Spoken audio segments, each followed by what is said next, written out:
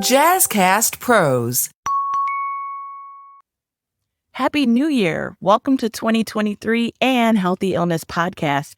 I'm your host, Kelly Marie, and we're all about learning how to live our best life with mental health conditions.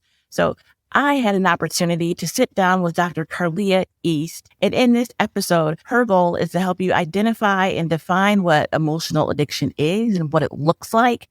We talk about understanding the impact of societal standards on relationships and what those expectations mean in our day-to-day lives, as well as describing and talking about gateway emotions and the triggers that lead to this emotional addiction roller coaster. And finally, how to recognize behaviors associated with emotional withdrawal, leading you to identify healthy and unhealthy relationship habits so that you can break the cycle.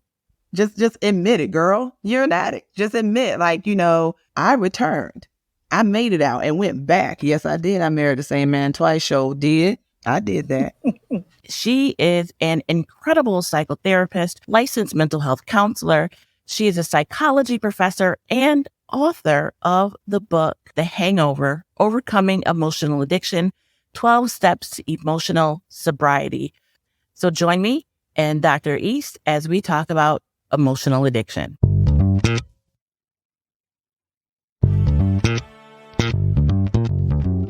Welcome to Healthy Illness Podcast. I am Kelly Marie, your host, and this is the podcast to help you build better relationships while living with mental health conditions. I'm diagnosed and live with borderline personality disorder, major depression, and generalized anxiety. And despite those diagnoses, I've been able to live a full life. I have healthy relationships, a great career, and my mission is to help you do the same. It is a new year, a new you, a time to do all of the things that you want to do starting right now.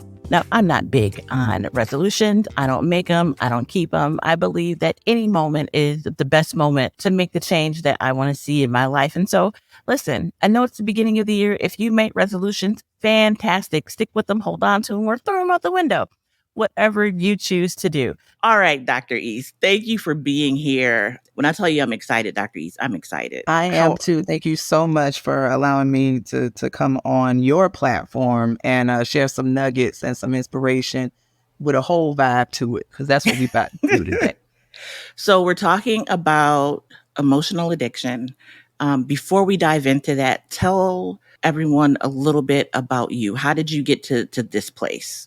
Well, like you said, I'm Dr. East. I am the CEO of Smile Psychology and Associates and the Executive Director of Sapphire Women Pathways. These are both programs that simultaneously provide education and therapy, but also provide resources for women and pathways of education and counseling. And being a woman myself, that's what led me to serve my own, right? Mm-hmm. But what came out of these experiences that I've had in the field is understanding, relationships are very complex things, and particularly when it comes to identifying worth and value as it relates to being in a relationship specifically, right? That's the thing. And so being a woman of color out here, hustling, got my grind on, love was a thing and has always been. And I fell in love and I got married to the wrong person for all the right reasons. And coming through that and recognizing that there's survival on the other end was just a piece of it. I returned. I made it out and went back. Yes, I did. I married the same man twice. Sure did. I did that. And listen, at the time, I there were so many reasons why I felt defeated. I felt ruined. I felt tainted. I felt used up because of, a woman that was divorced. I felt, just like I wasn't worthy. And I realized that there are other women that are feeling like this too. And as I navigated through my situation and learning how to feel more confident through my divorce and learning how to feel good in being single, and that my loneliness was a state of mind and not actual a present being, that's where the book came from. Because I figured and I knew that women needed help walking through this thing called emotional addiction. They needed help going through these emotional hangovers. That is so real. And I always want people to be able to find a nugget or see themselves in the lives of the guests that I bring onto the podcast. And everybody's been there. They might not have made the exact same decision, right? But everyone's been up on that roller coaster. So Yes. tell us about emotional addiction. What is it? How does it happen? What does it feel like? So emotional addiction is basically you being exposed to the highs and lows of a relationship, right? So you get into a relationship, there's that initial stage, the honeymoon phase, the butterflies, right? Tingling sensations, everybody's happy. And then there's things that happen in the relationship to kind of test you, right? To see if the relationship should remain.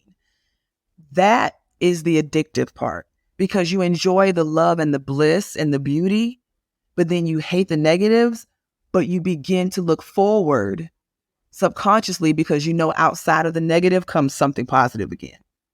And so what happens is you'll find that a woman is in a relationship with someone, whether it be male or female, and they constantly go through these ups and downs in the relationships. The problem is when the downs outweigh the ups, right? That's the problem. And that's when you know there's more of an addiction there than a free will choice. Because an addiction will hold you to something or to someone that you don't need to be held to, and that is not holding back on to you. And so as you revolve through that door over and over again, women find themselves going back to the same relationships over and over again. They find themselves repeating the prototype. So maybe it's a different person, but it's still the same vibe, same type of dude, same type of female, same situationship. And they can't just be single. They can't be single because single means something completely different. It means not being validated as a woman. It means that something's wrong with me, that I'm tainted, that I'm not worthy of certain things. And that's because society has consistently given us definitions on what a woman is and what a woman isn't based upon their markers. And this book is about you recognizing these flawed interpretations, expectations, and ideations of how we should live our lives, and ultimately you deciding to take back the power and decide where your relationship goes and doesn't go. So you talked about the relationship, and I've been there. And again, I know most people have, right? That it's a different relationship, but it's the same person, right? And then that one doesn't work out, and you're in a new relationship, and you look up and it's the same person. You're having the same arguments, right? But they're different people. So how does that happen? How do we end up with the same person over and over again? Well, the problem is that we keep looking for a different person, but we need a different us. That's the issue. You get what I'm saying? Like we're so busy looking at the external that we don't want, excuse me, to look at the internal. And I get it. Because remember now, we still have this basic stereotypical way of thinking that we're defined. And let me just walk you through that real quick because I think this is important.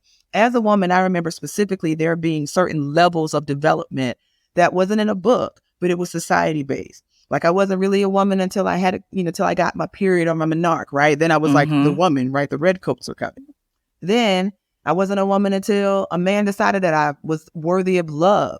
Then I wasn't a woman until I got married, or I wasn't a woman until I had a kid. There's all these different expectations and rules for women that we often feel like we don't measure up. And so that alone causes us to want to stay and relive situations that we shouldn't be staying in and that we shouldn't be reliving. And so those experiences equal to us just wanting to be connected to someone. And so we don't take the time to be alone because to us being alone is lonely.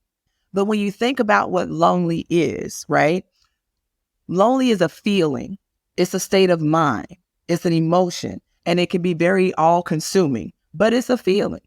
But when you really look at, are you alone? If you've got a homegirl or homeboy, a kid or a dog, a parent, you know what I mean? Or a coworker, you're really not alone, but you feel lonely. And the question is, why do you feel lonely? Because you defined yourself as being with somebody else.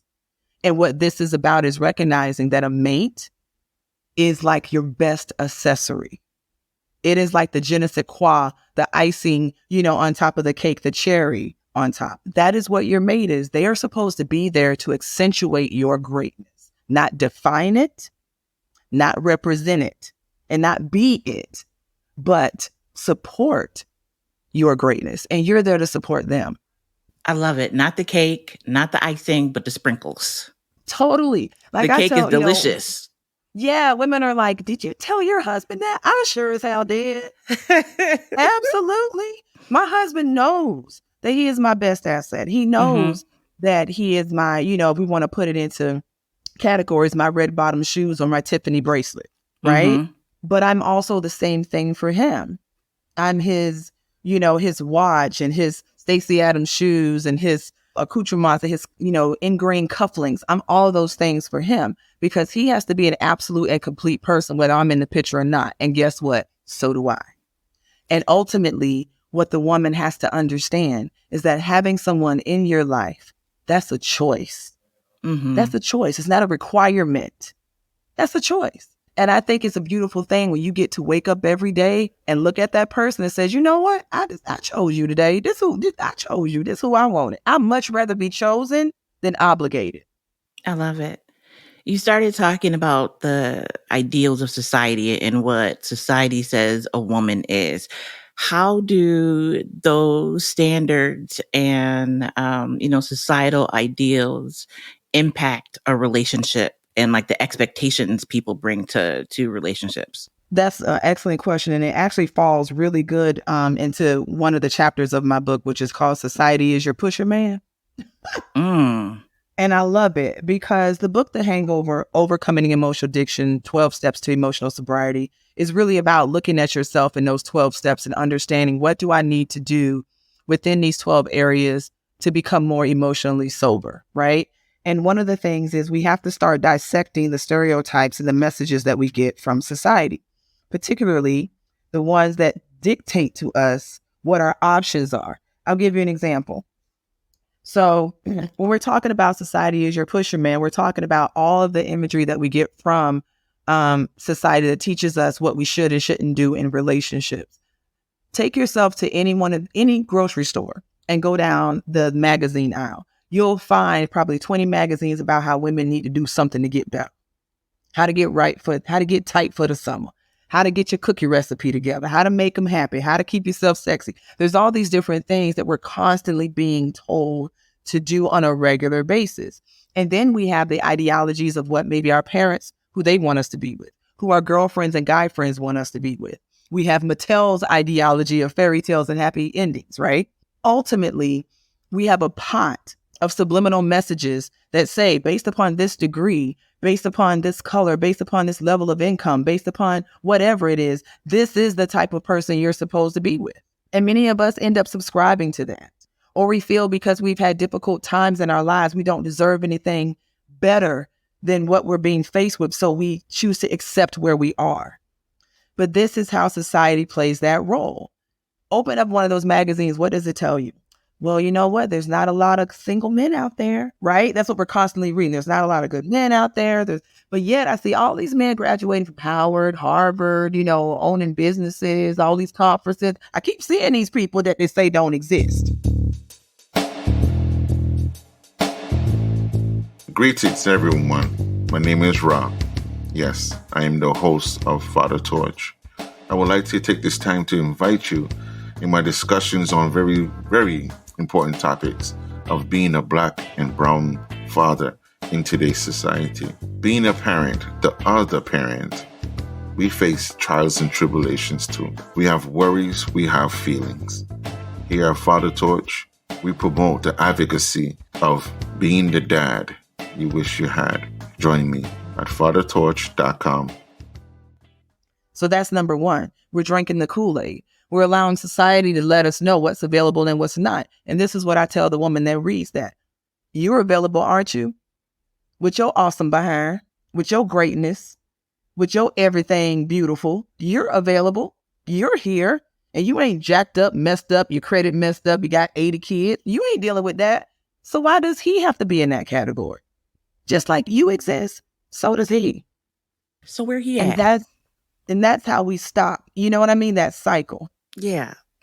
Or I'll give you one more that's really important. I remember when my husband and I went on our first date, he opened the car door for me. He, walked with his body on the outside, of the curb and my body on the inside of the curb, protective mechanisms. These are things that I paid attention to very closely because that's a person that's going to protect you, take care of you. And looking at that, I've had other girlfriends go on dates where guys did the same things and they were super excited about it, like overly excited.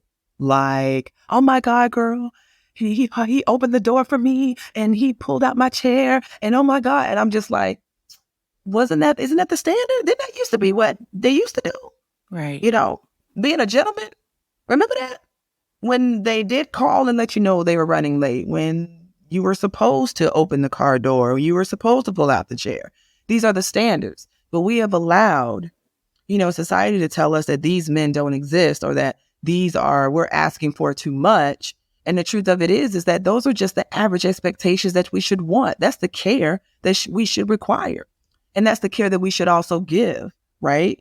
So I think that understanding how we've dumbed down and lowered our expectations to where we get overly excited over the basic standard, that's the problem. And then we don't hold our mates or potential mates to those standards because of fear. And so do you find then that once you've identified those happy feelings associated with basic expectations, right? Mm-hmm. When those feelings wear off, where do they come back in again?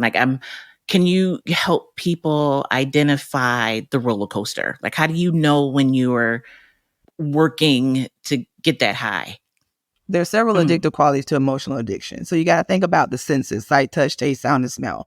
All of that goes into relationships, especially for women. The way our brains are fashioned, we tend to think more in color. So we'll have an experience and we'll remember and take on more of the environment, the weather, the temperature, what happened, what colors, all those things influence us. And so our senses are influenced. So for instance, there have been situations where a woman has been in a relationship with someone, they've loved them to death, and maybe the perfume or cologne that they were wearing was like a staple.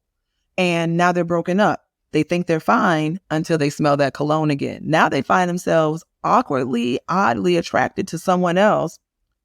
But they're like, why do I feel so strongly about this person? Like I haven't even had time to get to know him or her well. Well, it's the association with smell. Brings back those feelings of emotions and love for that other person. And then it's placed on this new individual because you didn't take time to heal yourself. And so you become addicted because you get used to these things being in your presence. You get used to the sounds of the feet walking in and out the door or the keys in the door. You get used to the shower being on. And so when there's this stale quietness, or when there's no aromas cooking in the kitchen, no footsteps or no banter, it feels vacant. It feels devoid. And so that's where the loneliness comes from. And that's where the urge comes from to want to get that back. And then filling it with someone or things that don't necessarily need to be in that Yeah, space. we fill it with quick fixes. Our quick fixes are the individuals in our lives that we know we can call real quick and they'll be there. Mm-hmm. We all got them. Ladies, be real. That in case of emergency. Yes. We have those quick fixes that we'll call to. We have the return to sender, right? So we'll go back to where we've been before. We'll have the one where we'll just go and try anybody to make us feel loved and held just for that moment. So we'll sacrifice our standards. But these are all things because the feeling of not being wanted, the feeling of not being loved is scary because who wants to feel that way? And the pressures to be connected and be in a relationship by society fuels that expectation. And so when you've given everything and dedicated so much to your relationship to where, number one, you haven't kept your individuality. And number two, you've allowed that relationship to be the definition of who you are. Then when you no longer have that relationship, you no longer have yourself. That's good. So how do people identify the healthy behaviors, the healthy relationship habits?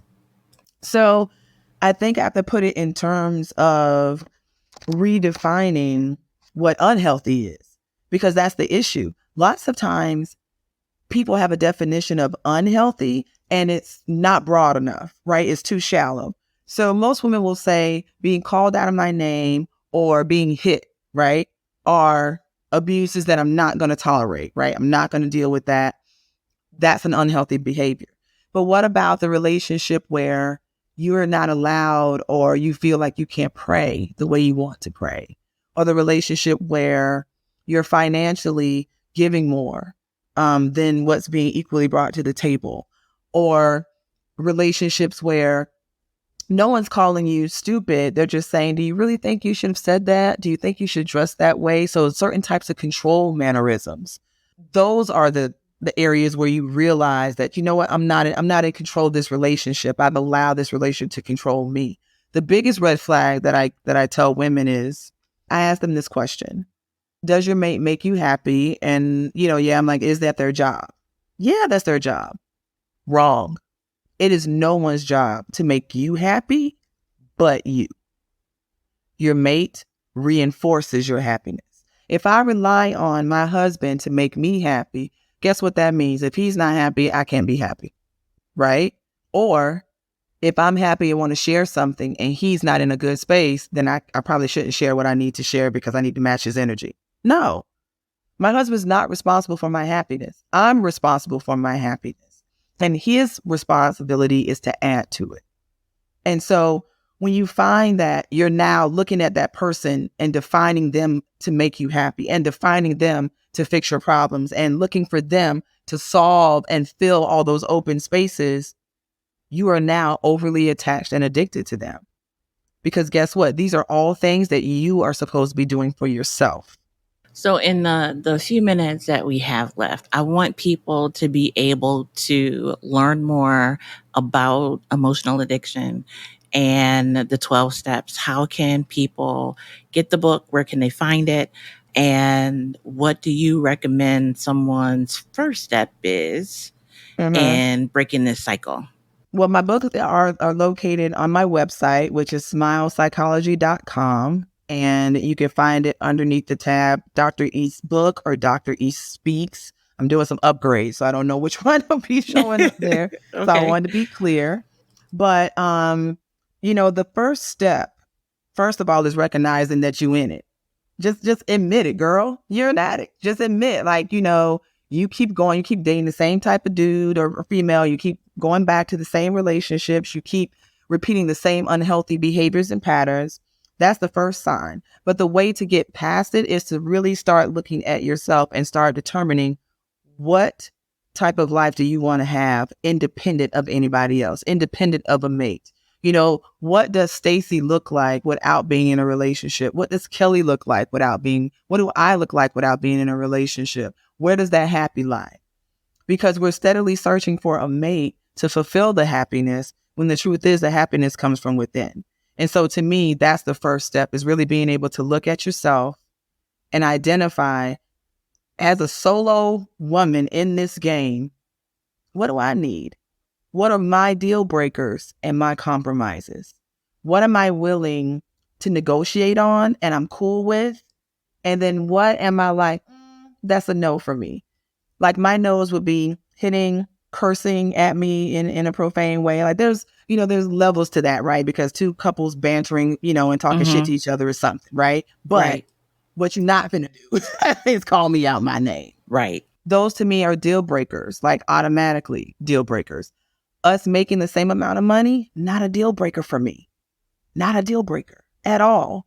Because I'm looking at what we're bringing to the table, and being equally yoked is not about finances, honey. It's about what we're both emotionally bringing to the table. And if both of you are equally bringing things to the table, there's going to be a hustle on both sides to meet each other's needs. And so I think really dissecting things and looking at those key places are going to help women to start identifying, okay, this is where I'm at. This is where I'm trying to be. And let me start working on these steps.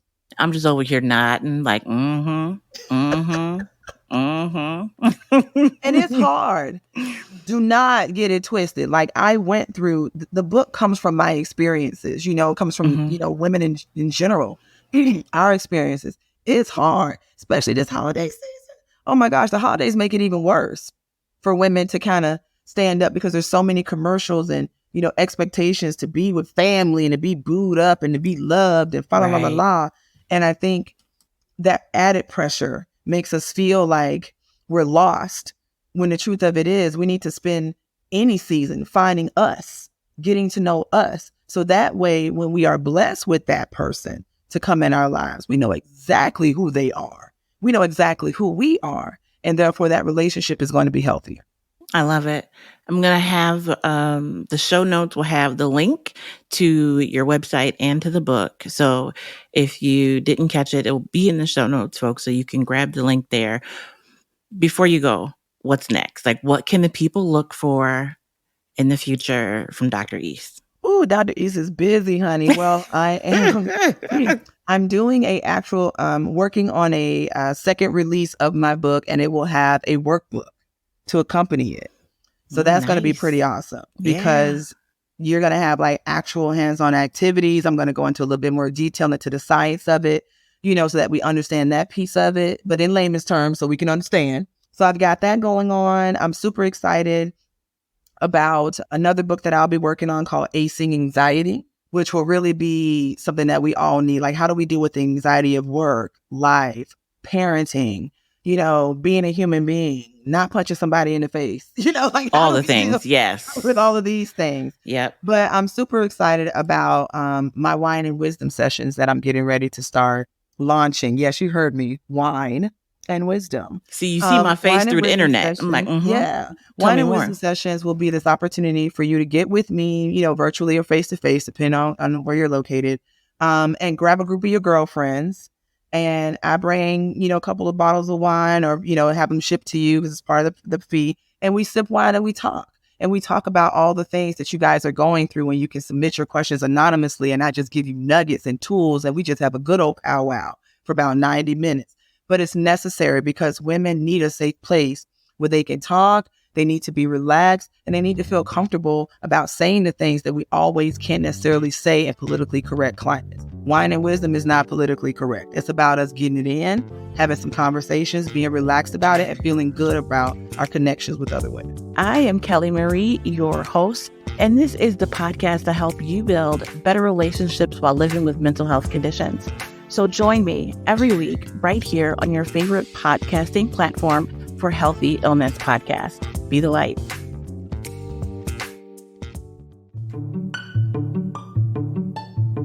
Hey, if you like this episode, check out Getting Real with Bossy, where we chat about what it's like to be a woman business owner. You'll hear interviews with women who are doing what it takes to succeed and the reality of what that looks like. We cover all the topics, figuring out the rules and regulations, navigating business partnerships, even if that's your spouse, motherhood while running a business, working within your values, and all the ups and downs of being the boss. Are you ready to get real? Pop over to our podcast, Getting Real with Bossy. Fantastic.